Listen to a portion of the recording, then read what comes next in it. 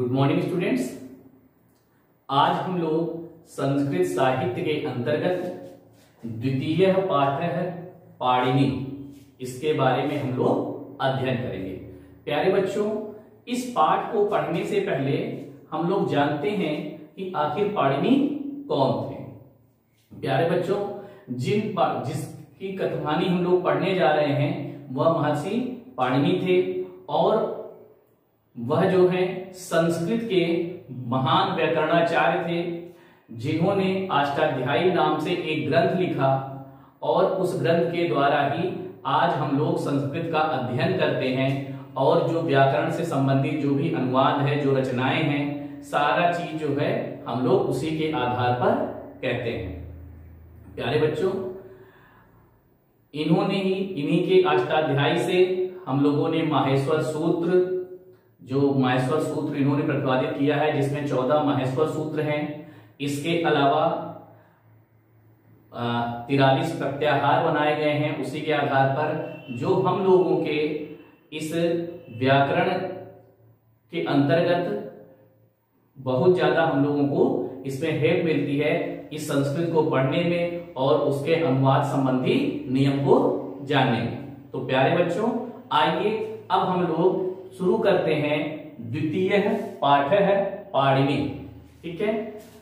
तो हम लोग इस कहानी को पढ़ेंगे, हम साथ साथ पढ़ते चलेंगे और उसके बाद जो है हिंदी अनुवाद भी करते चलेंगे। आइए देखते हैं। द्वितीय पाठ है पाणिनि। सुप्रसिद्धस्य वैयाकरणस्य पाणिनेः 500 ईसा पूर्व गांधारस्य शालाकुर नाम के ग्रामे अभवत्। सुप्रसिद्ध व्याकरण पाणिनि का जन्म 500 ईसा पूर्व गांधार के शालाकुर नामक गांव में हुआ था। एतत् स्थानम अफगानिस्ताने देशे वर्तते। यह स्थान अभी अफगानिस्तान में आता है। तस्य पितु नाम पणिनः मातु नाम दाक्षी चासीत। इनके पिता का नाम पणिनः और माता का नाम दाक्षी था। तस्य गुरु उपवर्ष आसीत। इनके गुरु का नाम उपवर्ष था। पाणिनेः विषये एका कथा प्रचलिता अस्ति। सः बाल्यकाले यदा उपवर्षस्य आश्रमे पठति स्म तदा सः पठने बहु दुर्बलः आसीत्। पाणिनि के विषय में एक कथा प्रचलित है। वह बाल्यकाल से ही उपवर्ष के आश्रम में पढ़ते थे और वह पढ़ने में बहुत दुर्बल थे, बहुत कमजोर थे। तस्य मनः पठने न रमते स्म। उनका मन पढ़ने में नहीं लगता था। गुरु एतद् दृष्ट्वा बहु दुःखितः अभवत्। गुरु इस बात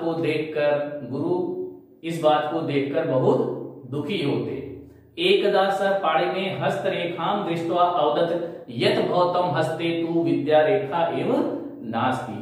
एक बार उन्होंने पाणिनि की हस्तरेखा को देखा, उनकी हाथ की रेखाओं को देखा और कहा कि तुम्हारे हाथ में विद्या रेखा नहीं है।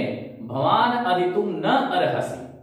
ठीक है, तो उन्होंने कहा कि तुम्हारे हाथ में विद्या रेखा नहीं है, तुम पढ़ नहीं पाओगे। एतत् वाक्यं श्रुत्वा पाणिनः आश्रमात् गृहं प्रतिप्रस्थितः। तो यह बात सुनकर पाणिनि आश्रम से निकलकर घर की ओर चल पड़े। आगे देखिए। मार्गे सह पिपासाम अनुभवत्। और मार्ग में, रास्ते में उन्हें प्यास लगी। सह तत्रैव एकम कूपम अपश्यत। वहां उन्होंने एक कुआं देखा। तत्र कश्चन महिला कूपात जलम निष्कासयति स्म। ठीक है, तो वहां पर कुछ महिलाएं उस कूप से अर्थात उस कुएं से जल निकाल रही थी। पाणिनः तत्र दत्वा जलम आयच्छत। पाणिनि जो थे वहां जाकर उन्होंने जल लिया।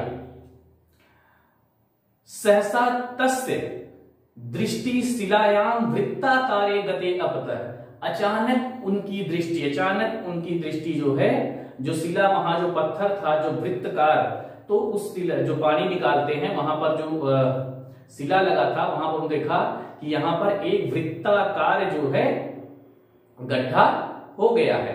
सह आश्चर्य एकाम महिलाम गर्तस्य रहस्यम पृष्ठवान, तो उन्होंने आश्चर्य से एक महिला से उस गड्ढे का रहस्य पूछा। जो वहां पे शिला जो पत्थर था वहां पर जो गड्ढा हो गया था वृत्ताकार, उसके बारे में उन्होंने एक महिला से पूछा। सा महिला अवदत वारम वारम घटस्थ स्थापनेन एषः गर्तः जातः, तो उन्होंने कहा कि बार बार, तो उस महिला ने कहा कि बार बार घड़ा रखने से यह गड्ढा हो गया। तदा पाणिनः आश्चर्येण स्तब्धः जाता है, तब पाणिनि जो है वह बहुत आश्चर्यचकित होते हैं। सह चिंतितवान एतः यदि मृत्तिकाया घटस्य वारं वारं स्थापनेन शिलायां गर्तः भवितुम् अर्हति तर्हि पुनः पुनः अभ्यासेन अहम पठुं न शक्नोमि। तो उन्होंने विचार किया। सह चिंतितवान, चिंतितवान में विचार करना, उन्होंने विचार किया यदि मृत्तिकाया घटस्य, यदि यह मिट्टी के घड़े से, यदि इस मिट्टी के घड़े से बार बार रखने से इस पत्थर पर गड्ढा हो सकता है, तरहि पुनः पुनः अभ्यासेन अहम पठितुं न शक्नोमि, तो क्या मैं बार बार के अभ्यास से पढ़ नहीं सकता हूं। इत्थं चिंतित्वा सह पुनः आश्रमेव आगतवान, इसका विचार करके वह पुनः आश्रम में आते हैं। आश्रमम आगत्य सह छुरिकया हस्ते विद्या रेखाम निर्मितवान गुरु प्रतिगत्वा च अवदत्, हे गुरु मम हस्ते अब विद्या रेखा अस्ति। तो आश्रम में आकर उन्होंने सह छुरिकया, उन्होंने छुरी से, चाकू से, हस्ते विद्या रेखम, अपने हाथ में विद्या रेखा निर्मितवान, उन्होंने चाकू से अपने हाथ में विद्या की रेखा बनाई और गुरु के पास, गुरु प्रतिगत्वा च अवदत्, और गुरु के पास जाकर बोला। उन्होंने क्या कहा, हे गुरु मम हस्ते अब विद्या रेखा अस्ति, मेरे हाथ में भी अब विद्या रेखा है। अहमपि पढ़तुं शक्नोमि, मैं भी पढ़ सकता हूं। गुरुं तः स्नेहेन आलिंगयत कालांतारे अथक परिश्रमेण स महान व्याकरणः अभवत्, तो गुरु ने स्नेह से उनको गले से लगा लिया और बहुत दिन अथक परिश्रम करने से यह महान व्याकरणाचार्य हुए। अष्टाध्यायी इति प्रसिद्धस्य ग्रंथस्य रचनाम च अकरोत्, और इन्होंने अष्टाध्यायी नाम से एक प्रसिद्ध ग्रंथ की रचना की है। तो प्यारे बच्चों, आप लोग जो संस्कृत की व्याकरण पढ़ते हो, जो संस्कृत पढ़ते हो, तो उसका मूल आधार ही अष्टाध्यायी है। महर्षि पाणिनि के द्वारा जो अष्टाध्यायी ग्रंथ लिखा गया, तो उसी के हिसाब से हम लोग संस्कृत के व्याकरण के बारे में जानकारी प्राप्त करते हैं। इन्होंने माहेश्वर सूत्र और अनेक ऐसे विचार उन्होंने प्रतिपादित किया, जिसके आधार पर आज हम लोग संस्कृत पढ़ते हैं। तो प्यारे बच्चों, आपने ये बहुत अच्छी कहानी पढ़ी महर्षि पाणिनि के बारे में। आप लोग गृहकार्य के रूप में इस पाठ का शब्दार्थ अपनी कॉपी में लिखेंगे और जो भी एक्सरसाइज है आप लोग इसको बुक में फिल करेंगे। मैं आप लोगों को इसका PDF सेंड कर दूंगा और वहां से आप लोग सही करेक्शन करके लिख लेंगे। तो प्यारे बच्चों, आज के लिए इतना ही। धन्यवाद।